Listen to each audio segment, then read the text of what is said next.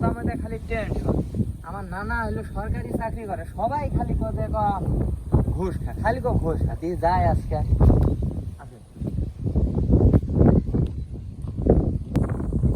ওই শুন, তোর সাথে কথা আছে। তোর নানা বলে ঘুষ খায়। তোর এই কথা কি হয়েছে? আমার নানা অনেক ভালো মানুষ, আমার নানা সরকারি চাকরি করে ঠিক আছে, কিন্তু কার কাছে আমি 1 টাকা ঘুষ খাই না, তুই এটা জানোস? আরে আমার একটা ছোট কাছে ছোট ভাই দিয়েছিলাম। হ্যাঁ কি ছিল? তোর নানা 5 লাখ টাকা মানে তোর নানা 5 লাখ টাকা দাবি করছিল, বুঝছো? তোর নানারে 5 লাখ টাকা দিতে পারি নাই, তার জন্য আমার ছোট ভাই চাকরিটা হয় নাই। আর শোন, তোর নানারে ভালোই দেখো, যেন ঘুষ খারাপ এদের না খায়, বুঝছো?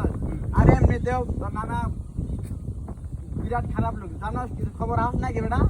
আচ্ছা দাঁড়া দেখতেছি আমি। আসুন, তোর নানারে ভালো মতন, তোর নানারে ভালো শালার খালি মানুষ আমারে খালি আমার নানার বিষয়ে এত কথা কম। আজকে যদি নানার খবর যে না করছি, দাঁড়া আজকে আমি যাই। আজকে নানারে, এই যে নানারে পাইছি। ভাই নানা দাও। তুমি বলে ঘুষ খাও? কি হয়েছে? হ্যাঁ? তোমাদের খুব পাওয়ার হয়ে গেছে, চাকরি হয়েছে সরকারি, এর কারণ না? তুই কি দেখছস? হ্যাঁ আমি দেখছি না, আমি শুনছি।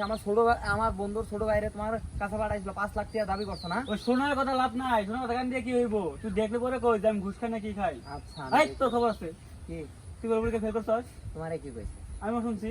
হ্যাঁ শোনা কথা কি কাম দেওয়া আছে? আগে তুমি দেখবা, পরে শোনা আমারে কইবা, বুঝছো? নেক্সট টাইম যেন না হয়, গেলাম।